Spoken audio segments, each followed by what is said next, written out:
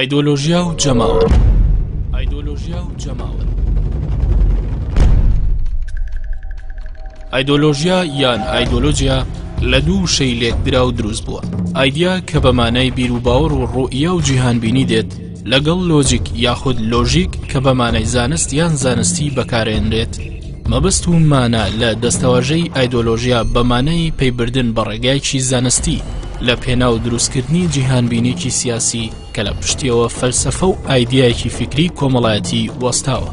یاخود ئاینێک یان ئاینزایەک لەم ڕێگای ئایدۆلۆژیەوە ئاخرێتە چوارچێوەی قەنەعەتێکەوە بۆ دروستکردنی دۆخێکی دەست ڕۆیشتووی جەماوەری. ئەمەش لە پێناو نوێکردنەوە و بەخشینەوەی ئەو ئاین و ئاینزایە بە کۆمەڵگە. ئایدۆلۆژیا تەفسیر و تعریفی زۆری هەیە، هەر بە گوێرەی زۆر لە مفکرەکان ئەوانەی کە باسە لە ئایدۆلۆژیا کردووە بیر و بۆچوونی جیاواز هێل دەربارەی ئەوە هەم لە ڕۆژە ئاوا لە ڕۆژهەڵات. بەڵام ئەوەی کە بتوانرێت بگوتری ئەوەیە کە ئایدۆلۆژیا کۆمەڵێک ئەفکاری پێکەوە بە سراوی ئاڕاستەکراوە، واتە وا دەکات لە مرۆڤ کە دنیابینی و ئەو شتانێک کە بە چوادەوری خۆیەوەتی تەفسیر و ڕابی تایبەتی خۆی وە بکات. لێرەدا ئەتوانین بڵێن ئایدۆلۆژیا ئەوەندەی ڕەهەندی ئاراستەکردنی مرۆڤی هەیە، ئەوەندەیش لە تەقییمکردن و لە هەڵسەنگاندنی ئەو داردانی کە لە کۆمەڵگەدا ڕوودەدەن کاریگەری لەسەر مرۆڤەکان دروست دەکات. لە هەندێک کاتدا ئایدۆلۆژیا وا دەکات کە مرۆڤەکان لە چوارچێوەیەکی بەرتەسێکدا قەدیس بمێنن، واتە لەو چوارچێوەی خۆیان زیاتر دینابینەکان نەگاتە ئاستێکی تر. و ئەم ئایدۆلۆژیایە کە وا دەکات خەڵکی ئایدۆلۆژی دروست بێ لە کۆنەوە تا ئێستا بەردەوام بووەوە لە چەپ بۆ ڕاست کۆمەڵێک بیر و بۆچوون کۆمەڵێک ئایدیایی زۆری لە خۆ گرتو. ئەلبەتەمە لە بواری کۆمەڵایەتی لە بواری سیاسی و لە بواری اقتصادیدا ڕۆڵی بینیوە و چەندین بردۆستمان هەیە، چەندین ئایدۆلۆژیامان هەیە جیاواز لە یەکێکەوە بۆ یەکێکی تر ڕەهەندەکانی جیاوازن. و ئەتوانم بڵێم بەرهەمی ئەمانەی شنێک جار ئایدۆلۆجیستەکان و ئەوانەی کە ئایدۆلۆژی بوون بە شێوازێکی نێگەتیڤانە بەسەر کۆمەڵگادا شکاونەتەوە، مەسەڵەن فاشیزم، ئەمانە بەرهەمی ئایدۆلۆژیایەکی تونڕەو بوون، بەرهەمی ئایدۆلۆژیایەک بوون کە فێلەوان کرد کە مرۆڤاتی بۆ ئاسە بگات کە قەت و عامێکی تێبکەوێ. ئەڵبەت لە بوارە سیاسیەکەیشدا باس لە دەسەڵات و هێز و ئەم شتانە دەکرێت جیاوازە، مەسەڵەن لە ئەوکوتم لە فاشیستیەوە بۆ ئەوپەری دیموکراسی و بۆ نیولیبرالی بۆ کۆمەڵێک ئەفکار هەن کە بەڕاستی کۆمەڵێک ئایدیای تایبەتی خۆیان لەخۆ گرتووە و چوارچێوەیەکی تایبەتیان هەیە. ئەم چوارچێوە وای کردو کە ئەمانە بە ئایدۆلۆژی بکرێن، واتە ئایدۆلۆژیا لێرەدا واتە و مەغزایەکی تایبەتی هەیە وەک سیستمێک بۆ ئەوەی کا مرۆڤەکان بتوانن لێەوە تەفسیر و ڕاوە بۆ ئەو شتانێک کە لە چوادەوری خۆیاندا بکەن لە کۆمەڵگا لە تاک لە طبیعەتی حتا لە طبیعەتیش هەندێک لە ئەو بیردۆزانە هەندێک لەو منهەجانێک کە دروست بوون ئایدۆلۆژیای تایبەتی خۆیان هەیە و وەڕەهەندی تایبەتی لە خۆ گرتووە. سەبارەت بە پێناسەی ئایدۆلۆژیا پێناسەیەکی یەکگرتو نییە، بە شێوازی جیاواز پێناسە کراوە، بەڵام بە شێوەیەکی گشتی توانین لە چوار ئاستی سەرەکیدا باز لە ئایدۆلۆژیا بکەین. یەکێکیان ئەوەیە کە ئایدۆلۆژیا وەکو سیستمێک لە بیرۆکە و باوەڕ و ئایدیالەکان دەکرێت تەماشا بکەین کە دەبێتە هۆی ئەوەی با بڵێن ئامانج و چاوەڕوانیەکانیمانی لەسەر دابڕێژین، جا چ لە بواری سیاست بێت، چ لە بواری ئابووری بێ یاخود هەر بوارێکی تر بێ. ئەمە ئاستی یەکەم. ئاستی دووەم وەکو دیسان وەکو سیستەم دەتوانین تەماشای بکەین، یان وەکو کارخانەیەک وەکو مەچینەیەک کە مانا و هێما و ئەمانە بەرهەمدێنە لە ژیانی کۆمەڵاتیماندا لە پەیوەندیەکانماندا. و لە ئاستێکی تر دەکرێت وەکو با بڵێن بیرۆکەی چینەکانی ناو کۆمەلگا تەماشای بکەین. بیرۆکەی چینەکانیش لەسەر بنەمای بەرژەوەندی یاخود پەیوەندی کۆمەڵاتیەکانیان دیاری دەکرێت. بۆ نمونە زۆرجار باز لە مەسەلەی لە دابەشکردنی کۆمەلگا دەکرێت بەسەر کۆمەڵێک چین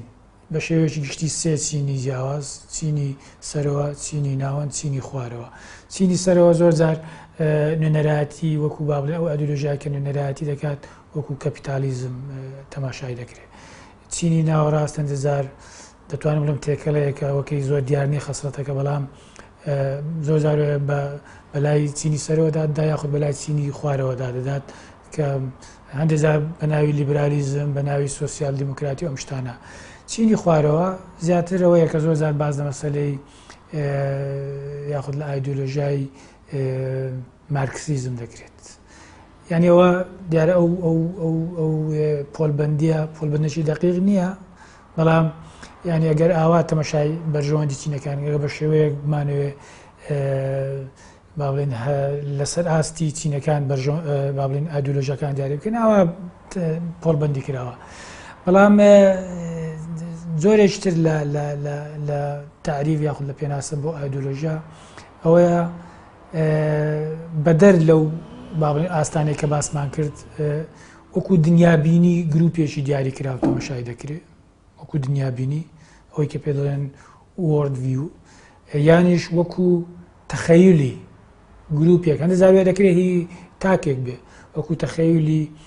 گروپێکی دیاریکراوە یاخود چینێکی دیاریکرا و تەمەشای بکرێت بە ئینگلیزیەکەی ئیماجیناری پێ دەڵێن هەروەها لە ئاستێکی ترمان هەیە وەکو ئەوەی کە لە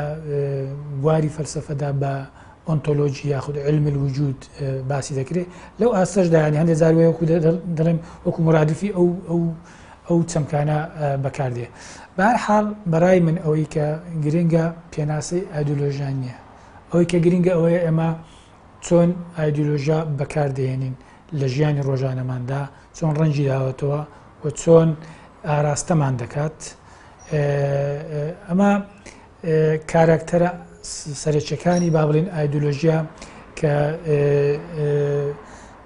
کە دیاری دەکەین لەوە پێمان دەڵێت ئایا ئایدۆلۆژیا بۆ منە لە هەرێمی کوردستان تا چەند ڕەنجی داوەتەوە سەبارەت بە وشەی ئایدۆلۆژیا دارە پێشەم شتێک لە وشەی ئایدیاوە وەرگیراوە بەمانەی فیکر دێ ئەو فیکرە ئەو بیر دیارە کە دەڵێن بیر یان فیکرە زیاتر بەرهەم و بیر و بۆچوونی مرۆڤەکانە دەربارەی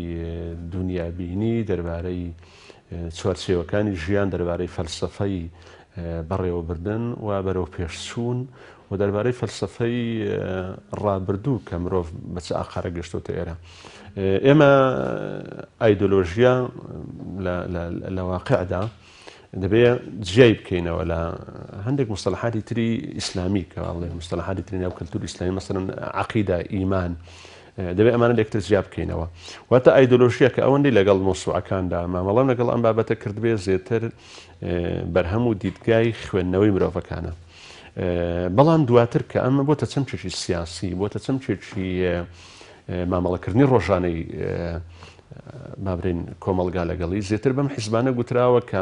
بیر و بۆچوونە فکرەکانیان زاڵە بەسەر بیر و بۆچوونە مرۆڤ دۆستیەکانیان بیر و بۆچوونە فکرەکانیان زاڵە بۆ لە مامەڵەکردن لەگەر واقعداواتە چوارچێوەیەکی دیاریکراویان لە بیرکردنەوە وەرگرتووە بەبێ ئەوەی کە حساب بۆ گۆڕانکاریەکان و حساب بۆ کات و زەمان بکەن ئەم چەمکێکە کە لە چەمکە زانستیەکان بریتە لە منزومەیەکی فکری ینی ئایدیا و ئایدۆلۆژی دوشتی لە یەک جیاوازن هەر تاکیەک هەر مرۆڤەیەک هەر ڕێکخراوێک ئایدای خۆی هەیە و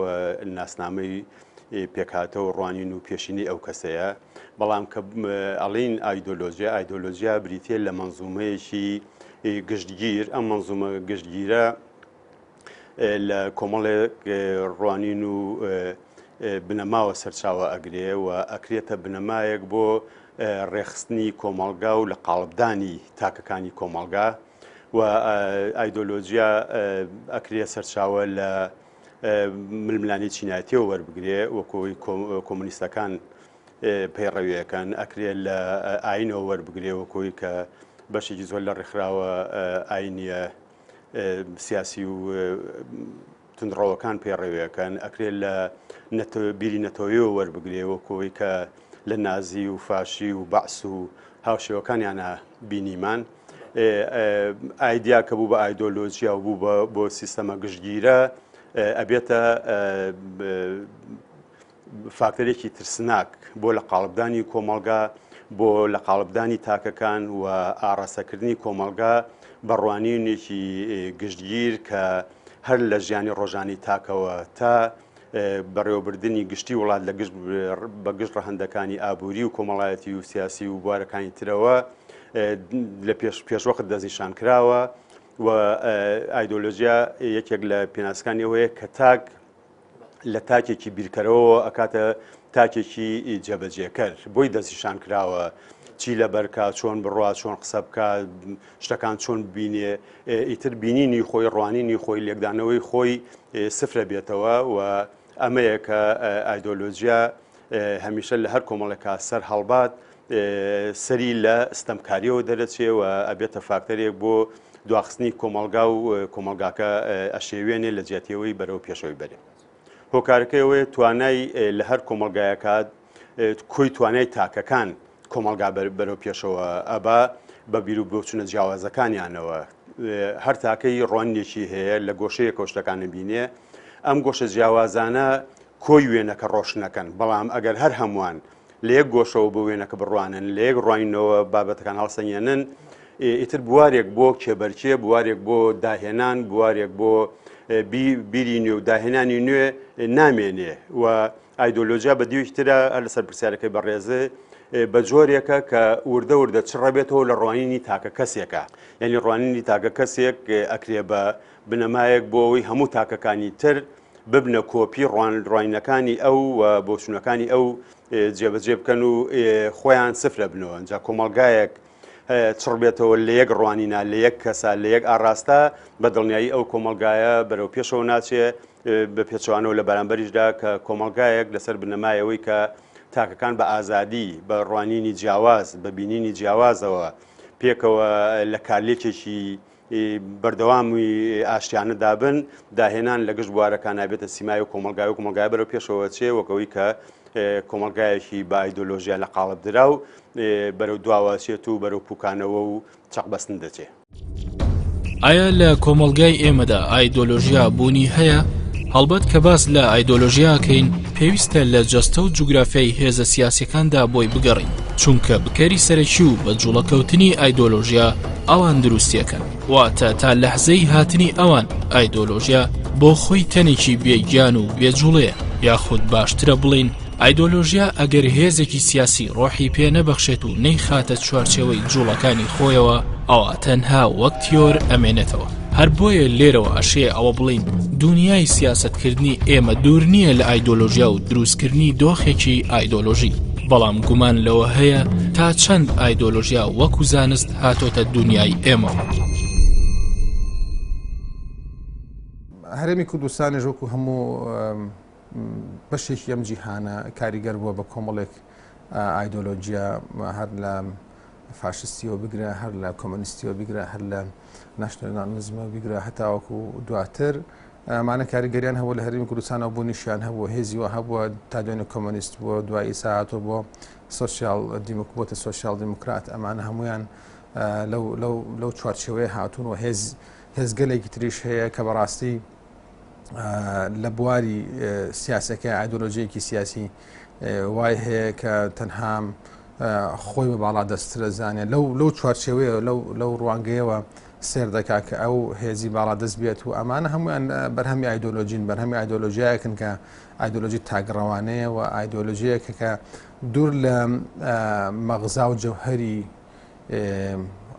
کرانەوە و دوور لە مەغزا و جەوهەری پێکەوە بوون و پێکەوە کارکردون و ئەم شتانەیە کاتێک کە تۆ دەبینی هێزێکی سیاسی لە هەرێمی کوردستانە یا چەند هێزێکی سیاسی لە هەرێمی کوردستانە هەڵگری کۆمەڵک ئایدۆلۆژیای جودان ئەم ئایدۆلۆژیانە کاریگەری کردو لەسەر ڕەوتی سیاسیان و ئەم ڕەوتە سیاسیانە ژوای کردو کە بەرئەنجامە بێتە بوون لە لای حیزبە سیاسیەکان و لە لای ئەو کۆمەڵە خەڵکانی کە ئەو حیزبە سیاسیانە بەڕێوە دەبن بەرهەمێکی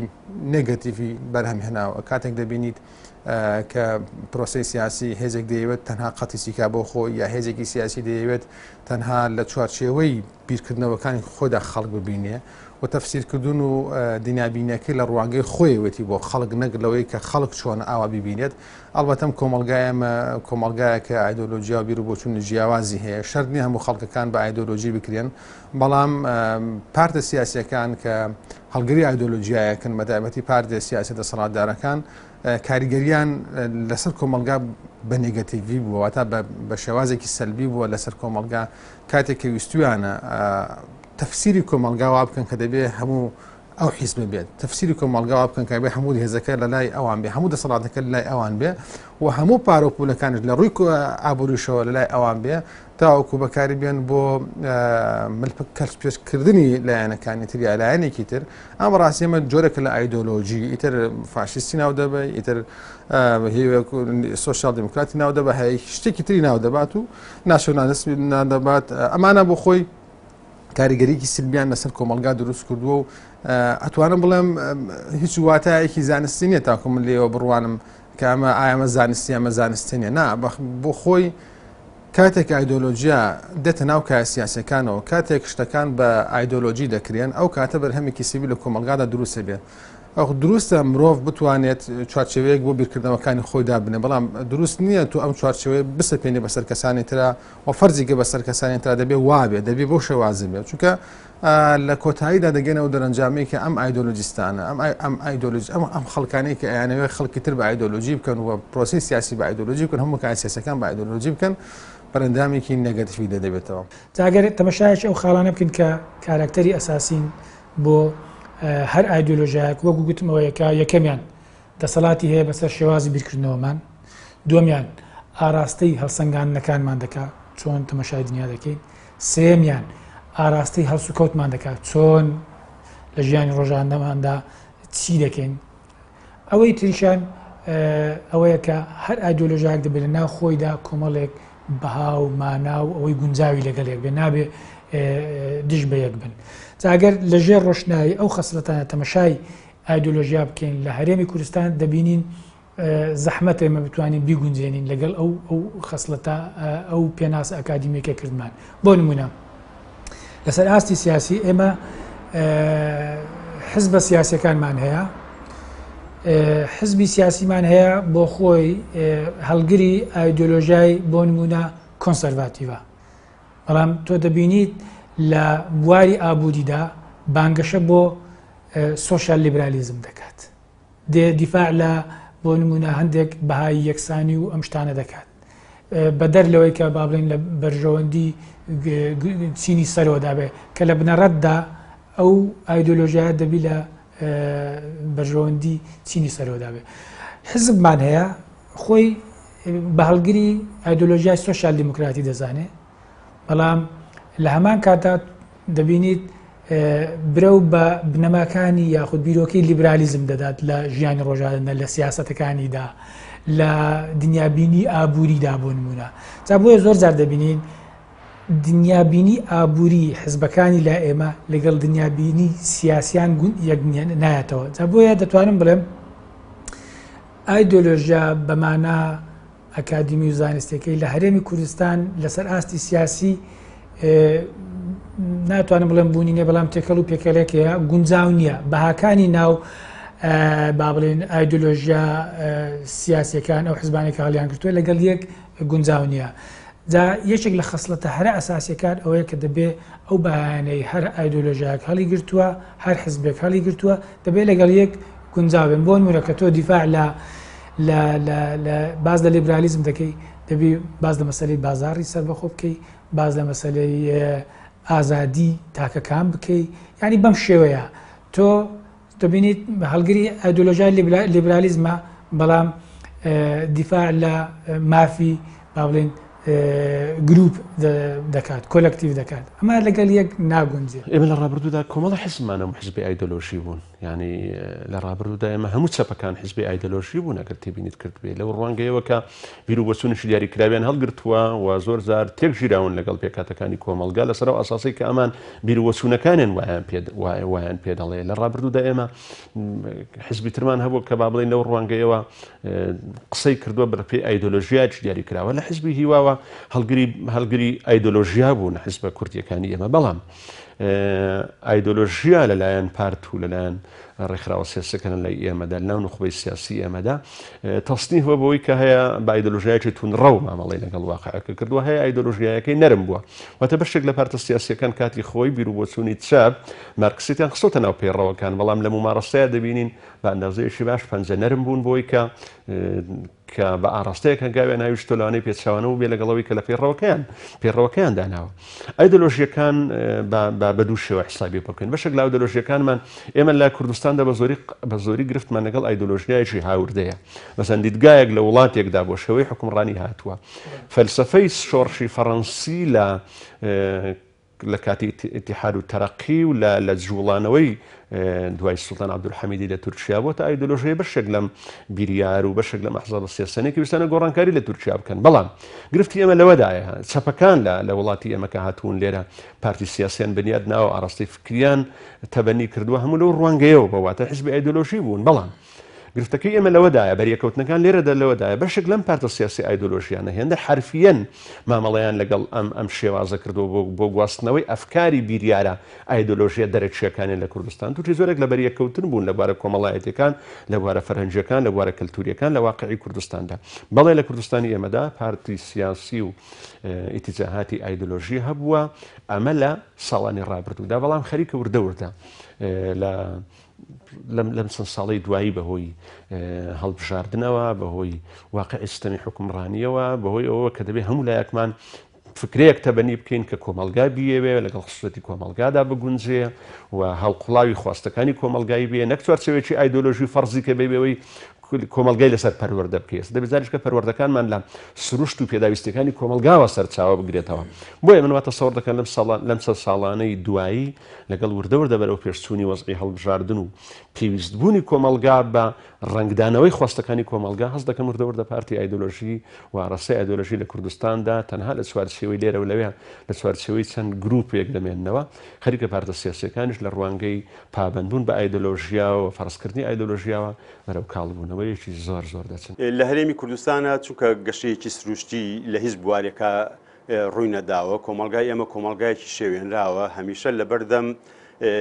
غەزەوات و هێرش و پەلامارا بووە بە درێژایی نزیکەی چەند هەزار ساڵێک ئەم کۆمەلگای ئێمە نەیتوانیوە جێگیریەکی هەبێت و بیر و بۆچوون و ڕوانینەکانیش لە جێگیری ئابووری و سیاسی و کۆمەڵایەتیە سەر هەڵەدەن ئەو کۆمەلگایانەی کە بەردەوام لە بەردەمی هێرش و پەلامار و شێواندنان نابنە لانکە و پێگەی سەرهەڵدانی بیر و بۆچوونێکی جێگیر و سیستەماتیک بۆیە ڕوانینە ئایدۆلۆژیەکانیش کە لە کوردستانە بە دڵنیایی پەیڕەو کراون و ئێساش پەیڕەوە کرێن و بوونیان هەیە هەمویان لە دەرەوە هێنراون یعنی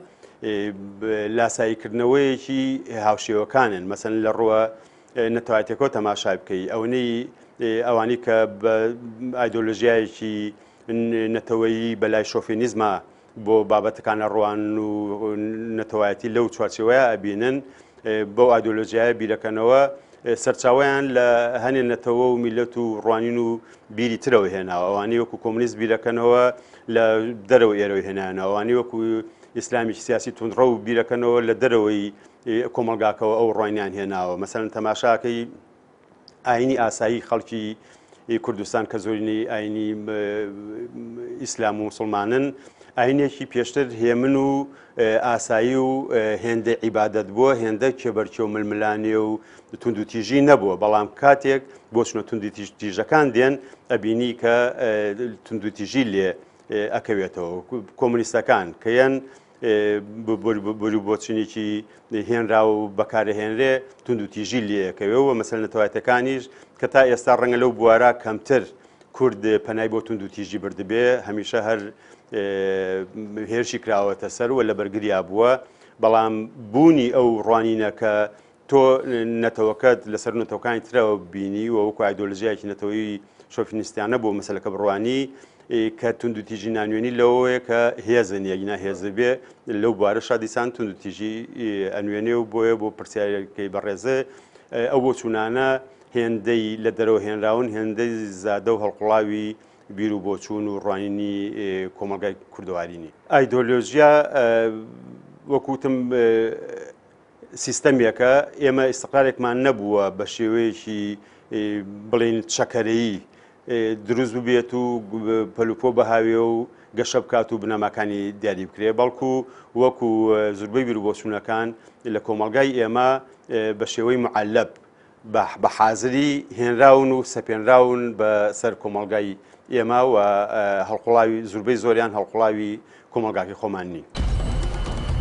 بەڵێ ئایدۆلۆژیا چەندێک بە دیوەنالۆژیکەکەیدا خراپە و بۆی هەیە دەستی بچێتە کارەساتی زۆر گەورەوە ئەوە بە دیوەکەی دیکەشدا هێزی بێ ئایدۆلۆژی ئەبێتە ئەو کۆکتێلە کۆکراوەی کە نازانرێت ڕەنگی چۆنە و تامی چی ئەدات. ئایدۆلۆژیا مێژوویەکی زۆر دێرینی نییە لەگەڵ دروستبوونی حیزب بەمانە تازە و مۆدێرنەکەی ئەویش ئەبێتە پێوەرێکی سەرەکی هەر هێزێکی سیاسی کە لە سەردەمی نوێدا دروستە بێت. لە ڕێگەی ئایدۆلۆژیاوە هێزە سیاسیەکان ئەبینرێن و ناسنامەیان جیاکرێتەوە و دنیا بینیان ئاشکراکرێت. ڕاستە ئێستا باسی هێزی بێ ئایدۆلۆژیەکرێت بەڵام تا ئەم لەحزەیەش لە دەرەوەی ئایدۆلۆژیا هیچ هێزێک لە دنیای ئێمەدا نەیتوانیوە شوناس و ناسنامەی خۆی دیاری بکات و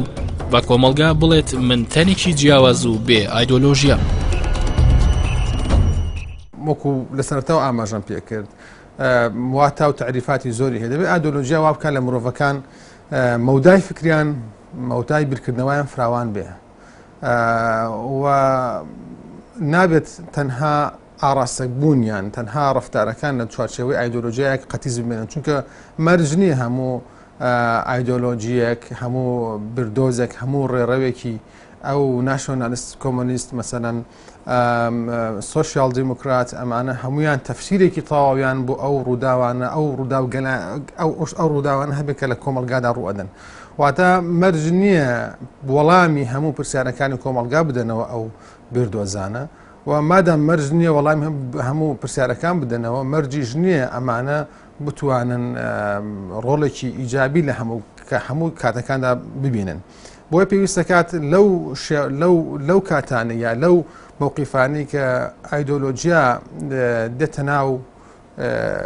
کایی کۆمەڵایەتی دێتە ناو کایی سیاسی دێتە ناو کایی ئابوووریەوە و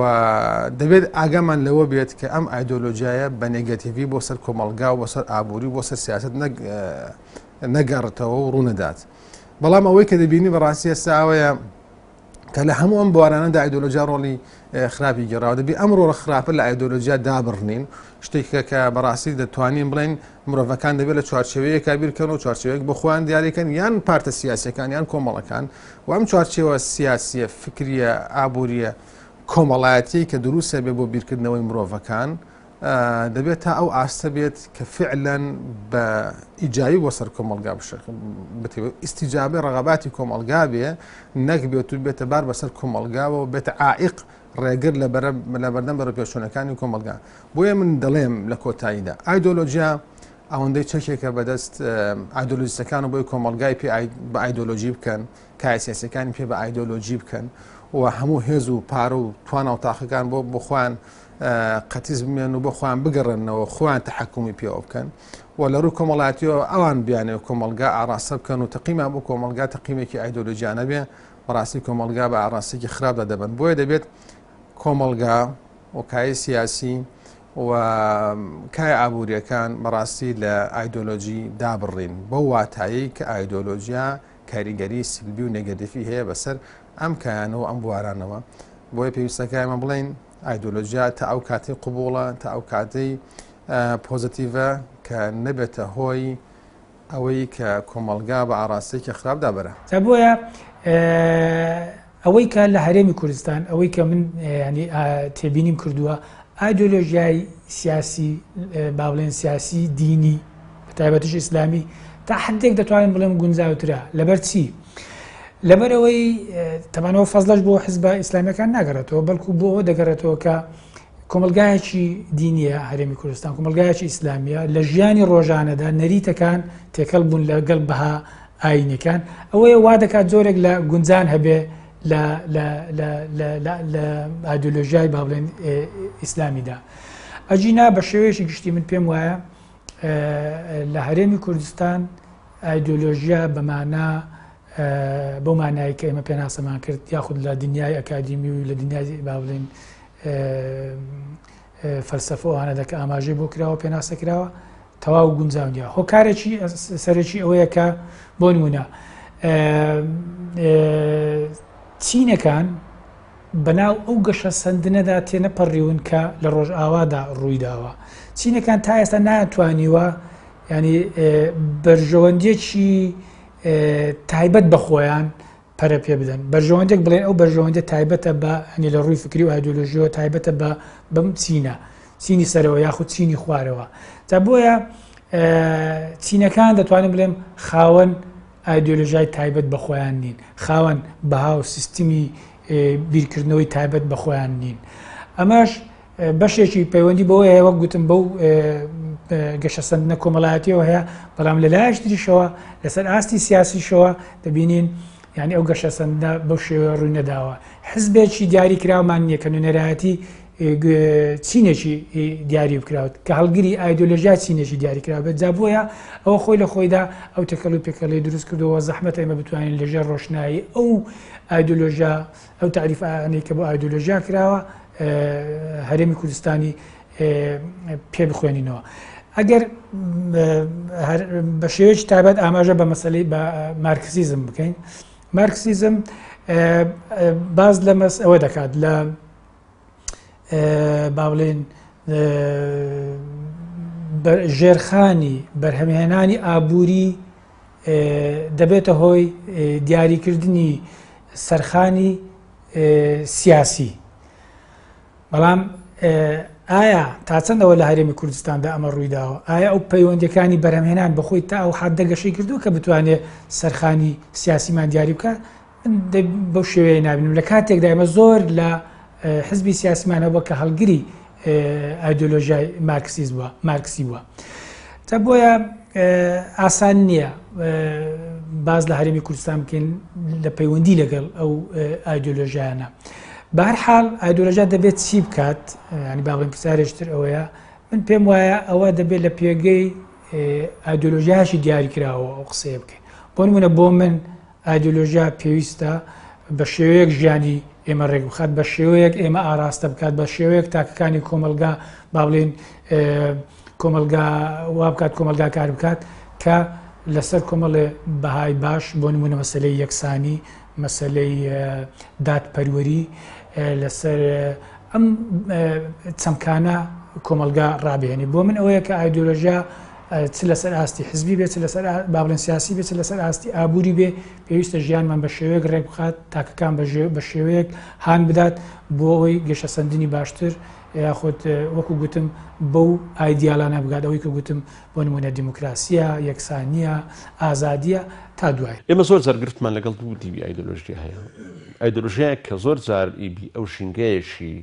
نییە و لەسەر ژینگەیەک فەرز دەکرێت کە جیاوازە لەگەڵی. مەستم ئەوەی ئایدۆلۆژیایەک لە ڕووسیا دێوەکو باڵێن چەپەکان فەرزی کە بەسەر واقعی کۆمەلگای ئێمەدا کە هێشتا کۆمەلگایەکە لە کۆمەلگای کشتوکاڵیدایە، کۆمەڵێک پرینسیپ و دیسپلینی ئایدۆلۆژی جێبەجێ دەکرێت کە کۆمەلگایەکە زۆر جیاوازە لەگەر کۆمەلگایەکی تری ڤێتنامی یان کۆمەلگای شتری وەخسلافی. ئەمە گرفتێکە کە لە ڕابردوودا بوو. گرفتی دوم ئەوەیە ئێمە خوێندنەوەمان بۆ ئایدۆلۆژیا، چونکە ئایدۆلۆژیا نەجار دەتوانێت ڕۆڵی ئیجابی بژێڕێ، بەڵام دەبێت جاریش کەمە ئایدۆلۆژیانە بە خۆماڵی بکرێنەوە. ئێمە گرفتمان لە زۆر جار ئێمە لە ڕوتی ئیسلامیش ئەو گرفتەمان هەیە. مەسەڵەن دەبینی دیدگایەک، فتوایەک، بیر و بۆ چوونێک، خوێندنەوەیەک بۆ وەدەقە شەرعیەکان، بۆ چوارچێوە فەقیەکان، بۆ تەفسیری ئایەت و حادیسەکانی ئێمە دەبینین زۆر جار لە گواستنەوەی لە شوێنێکەوە وەک بۆ کوردستانی ئێمەدا دەبینین زۆرێک لە بەریەکەوتن دروست دەکات. بۆیە سیمای گواستنەوەی هەر بیر و بۆ چوون و چوارچێوە ئایدۆلۆژیایە کە لە دەرەوەی سنوور و ژینگەی وڵاتی تۆوە دێ پێویستە جارێکچکە بە خۆماڵی بکرێتەوە و جارێکچکە ئەمە ئەبدێت بێتەوە ڕێککەوێتەوە لەگەڵ خصوصیەت و خەسڵەتی ئەو کۆمەلگایە، لەگەڵ پرسیار و گرفتەکانی ئەو کۆمەلگایە، لەگەڵ خەون و خەیاڵاتەکانی ئەو کۆمەلگایە، لەگەر خەون و خەیاڵاتەکانی ئەو سەردەمەشدا، چونکە زۆر جار هەندێک ئەفکار و تەجربەی ئایدۆلۆژیایە ئیش زەمانێکە لەوانەیە بەم زەمانەی نەخوا، بەم زەمانەی دەخوا بەڵام زەمانێکی ئایندە ناخوا. بۆیە هەم بە خۆماڵی بوونەوە لە ڕوانگەی مەکانەوە، هەم بە خۆماڵی بوونەوە لە ڕوانگەی زەمانەوە ئەگەر بێت و ئێمە هەموو ئەفکارێکی ئایدۆلۆژی بەم ئاقارە دابەرین و بەم فڵتەرەی خۆماڵی بوونە دابەرین لە ڕووی مەکان و زەمانەوە، من واتە سەوڕ دەکەم زیانەکانی بەریەکەوتنی ئایدۆلۆژیا زۆر کەمتر دەبێتەوە. دوجار ئایدۆلۆژیا دێتەوە ناو چوارچێوەی کۆمەلگادا هەر یەکۆ بۆ ئاڕاستەی کەبیری لێ دەکاتەوە. ئایدۆلۆژیا ئەگەر ئەبێ لە هەوڵەوتم لێکی جاکەینەوە بە دڵنیایی ئەبێ هەر کۆمەلگایەک و هەر تاکێکیش فەلسفە ڕوانینێکی هەبێ بۆ ژیان بوونی فەلسفەیەک بۆ ژیان کە لە فەلسفەیەکی مرۆڤ دۆستی و بنیادنەرانەوە سەرچاوی گرت بێ ئەوە استراتیژێکی ڕوون و سەرکەوتوانە و ئاشتی خوازانە و بەدیهێنەرانە لە کۆمەلگادا ئەهێنێتە ئاراوە هێنێتە دی بەڵام کە بوو بە ئایدۆلۆژیا لە چوارچێوەی ئایدۆلۆژیا وەکوتم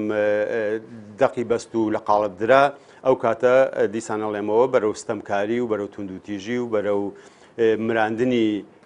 گیانی داهێنان و بیرکردنەوە و بە کۆیلەکردن و بە ڕۆبۆتکردنی تاکەکانە ڕوا بۆیە ئایدۆلۆژیا لە هەر کۆمەلگایەک باد وەکو ئافاتێ وایە وەکو بەڵای وایە کە ئەو کۆمەلگایە وێرانەکە لە ناوەوە هەڵێ تێکێنێ لە ڕووکەشی ئایدۆلۆژیاشا یەکێ لە سیفەتەکانی ئەوەیە کە لە سیمای گشتیا سەیرەکەی زۆر تۆکمە و قایم دێتە بەرچاو چونکە دەسەخاتە گشت بوارەکانی ژیانەوە یعنی لە ڕێڕۆشتن و خواردن و لە بەرکردن و بیرکردنەوە و جۆری قسە و دەسەواژەکانیشەوە بۆ مرۆڤەکان دیاریەکرێ بەمەوا هەستەکەی کە کۆمەلگا بۆتە کۆمەلگایەکی سەربازی و نیمچە سەربازی جۆرێ لە هێزی تایە ینی بڕۆ سەیری ئەزمونەکانی ستالینیزم کە لە سۆڤێتی جاران نازی کە لە ئەڵمانیا و بەعس کە لە عێراقا و ئێستا بیربۆچوونەکانی بڵێن بەناو کۆمونیزم لە کۆریایی باکوور هەموو ئەم ڕواینانە سیرەکەی لە سیمای گشتیانە زۆر پتەوە بەهێز و تۆکمە دێنە بەرچاو بەڵام لە دوجارە ئەم سیستەمانە لە ناوەوە هێندە لاوازن بەرگەی جوڵەیەکی